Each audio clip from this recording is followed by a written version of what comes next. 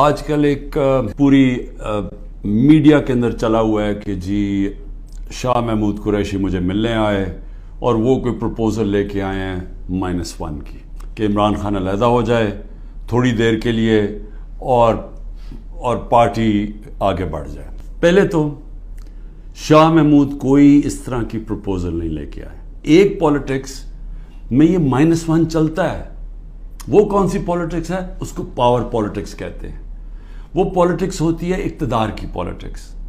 وہ پولیٹکس ہے کہ اگر عمران خان پرائم منسٹر بننا چاہے، اچھا جی ابھی اسٹیبلشمنٹ میرے سے ناراض ہے، چلو میں تھوڑا پیچھے ہو جاتا ہوں، پارٹی کو آگے کر دیتا ہوں، کوئی ڈیل کر لیتا ہوں، کوئی سمجھوتا کر لیتا ہوں، اور اس کے بعد پھر آگے جا کے دیکھیں گے کہ ابھی کسی اور کے حوالے کر دوں تو وہ اس کے بعد پھر میری باری آ جائے گی۔ اس کو پاور پولیٹکس کہتے ہیں۔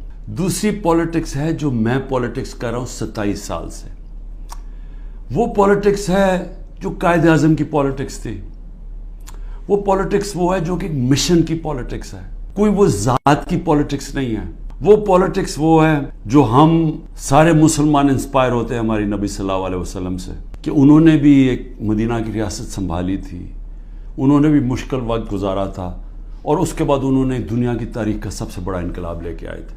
اور ہم تو کبھی ان کے اپنا سوچ نہیں سکتے کہ ان کے جوتوں کی مٹی کے قریب بھی ہوں، لیکن قرآن میں ہمیں حکم ہے کہ ان کی زندگی سے سیکھو، ان کی سنت سے سیکھو۔ وہ پولیٹکس بڑے مقصد، وہ اپنی ذات سے ہٹ کے ہے۔ جو آدمی ایک تحریک پہ 27 سال سے لگا ہوا ہے، ایک ملک کے اندر ایک جدوجہد کر رہا ہے، تو وہ کیا وہ ڈیلز کرے گا؟ کیا اس کو کیا چیز اس کو خریدے گی؟ بتائے میرے ضمیر کی کیا قیمت ہے؟ کیا پرائم منسٹرشپ قیمت ہے کہ اگر آپ یہ کر دیں تو آپ کو پرائم منسٹر بن؟ میں تو پرائم منسٹر بن چکا ہوں، اور میں نے جب پرائم منسٹر بنا میں نے ایک بات کہی کہ اگر پھر وہ مجھے 2018 کا موقع ملتا میں سیدھی الیکشن پھر سے کرواتا، کیونکہ جو میں انصاف لانا چاہتا ہوں اور طاقتور کو قانون کے نیچے لانا چاہتا ہوں، وہ آئی تب سکتا ہے جب آپ کے پاس طاقت ہو۔ جو اس وقت یہ پی ڈی ایم والے بھی بیٹھے ہوئے ہیں، یہ جو آپ تماشا دیکھ رہے ہیں، یہ یاد رکھیں کہ یہ آج ہمارے پہ ظلم ہو رہا ہے، یہ ظلم آپ کے اوپر بھی ہوگا جب ایک ملک کے سارے انصاف کے اداروں کو، جب ان کو استعمال کیا جاتا ہے، حکومتی اداروں کو استعمال کیا جاتا ہے ایک پارٹی کو ختم کرنے کے لیے اور ان کے لوگوں کے اوپر دہشت پھیلانے کے لیے، تو یہ سسٹم پھر جاتا نہیں ہے۔ کوئی بھی سنبھال کے یہ سسٹم اگر آج ہمارے حقوق نہیں، اگر ہمارے فنڈامنٹل رائٹس نہیں ہیں، تو یہ اب کل آپ کے بھی نہیں ہوں گے۔ ہٹلر کا جرمنی، اسٹالن کا رشیا، سوویت یونین، یہ ان خوفناک ظلم کے نظاموں میں اس طرح کی چیزیں ہوتی تھی جو آج ہمارے اوپر ہو رہی ہیں۔ میرے پاس عالیہ حمزہ کی بیٹیاں ہیں، میں نے کل ان کو ملا، 3 بیٹیوں کو، 1 مہینے سے اس کو بند کیا ہوا عالیہ حمزہ۔ کیا اس کا قصور ہے؟ اس کا والد وہ میرے پاس آئے، انہوں نے بتایا کیسے گھر میں گھس کے انہوں نے ساری چیزیں توڑ دی، ان کی ٹی وی توڑ دیے، 2 آدمی انہوں نے لاٹھیاں پکڑی ہوئی تھی، جو چیز آئے توڑ کے چلے گئے، جو چیز 2-3 اچھی چیزیں پسند آئی اٹھا کے لے گئے۔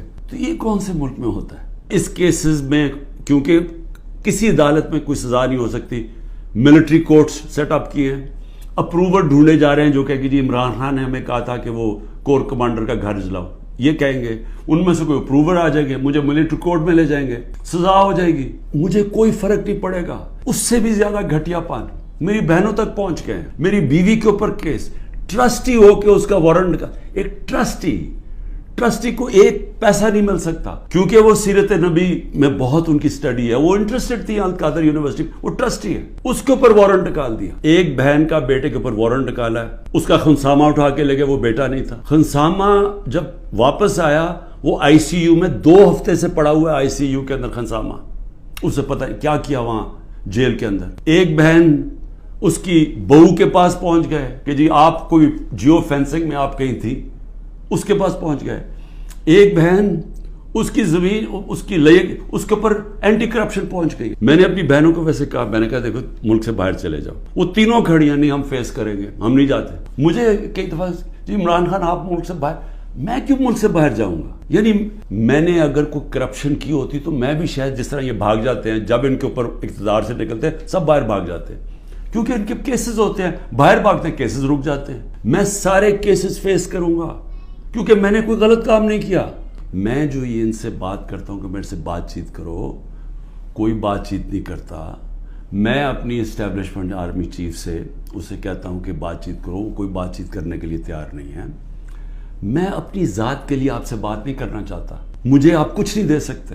قوم میرے ساتھ کھڑی ہے، کیا کوئی دے سکتا ہے؟ میں کوئی چور دروازے تو آنا نہیں چاہتا. اگر قوم مجھے ووٹ دے گی میں تیار ہوں، لیکن اگر قوم ووٹ نہیں دے گی تو نہیں. اللہ نے تو سب کچھ، میں وہ اللہ نے کا شکر ادا کرتا ہوں ہر وقت کا جو اس نے مجھے دیا. لیکن میں بات کرنا چاہتا ہوں کہ ملک تباہی کی طرف جا رہا ہے. ایک آپ یہ کرم کر رہے ہیں کہ میرے جو نظریاتی لوگ ہیں وہ نظر آنا شروع ہو گئے ہیں کہ وہ نظریاتی لوگ کون ہیں، اور وہ نظر آنا شروع ہو گئے کہ جو ہمارے ساتھ اور مقصد کے لیے آئے تھے، ان نظریے کے لیے نہیں آئے. تو ایک تو آپ فائدہ کر رہے ہیں کیونکہ صرف نظریاتی پارٹی اب پاکستان کو اس دلدل سے نکال سکتی ہے. بیرون ملک پاکستانی آپ کو نکالیں گے ادھر سے. نئی جماعت ایک کریٹ کر دی ہے. ہم نے بھی اپنے بڑے بڑے اچھے 27 سال پرانے ہم نے لوگ وہاں بھی بھیج دیا ہیں ان کے پاس. اور ضرورت ہے تو حکم کریں، ہم اور بھی بھیج دیتے ہیں. لیکن اس سے ملک ٹھیک نہیں ہونے لگا. ملک ٹھیک تب ہوگا جب ایک public mandate free and fair election کے بعد ایک مضبوط گورنمنٹ آئے گی. اور میں اپنی اسٹیبلشمنٹ کو آج پھر سے کہتا ہوں، نظر ثانی کرے. ملک تباہی کی طرف جا رہا ہے، اور جب یہ تباہی جس طرف جا رہا ہے اور IMF کی اگلی کنڈیشنز آئیں گی، جس طرح انہوں نے مصر اور سری لنکا میں انہوں نے کنڈیشن لگائی، وہ کیا ہے کہ فوج کا بجٹ کام کرو. دونوں جگہ انہوں نے کہا. تو یہ تو ہم ادھر جا رہے ہیں کہ ہم اپنی سیکیورٹی اینڈ میں کمپرومائز کریں گے. اور ایک دفعہ سیکیورٹی کمپرومائز ہوگی اس ملک کی تو ہمارے جو دشمن بیٹھے ہیں وہ ملک توڑنے کے لیے تیار ہیں. تو میں اس لیے آپ کو کہہ رہا ہوں، مجھے کوئی ریلیف نہیں چاہیے، مجھے کوئی آپ کی مدد نہیں چاہیے. میں کوئی کسی مجھے یہ سمجھے کہ یہ جو سارا کچھ ہو رہا ہے انتقامی کارروائی، مجھے چھوڑے میری بہنیں باہر جانے کے لیے نہیں تیار. وہ تو عورتوں کے اوپر تو کبھی اس ملک میں ایسے نہیں ہوا. لیکن ملک نیچے جا رہا ہے.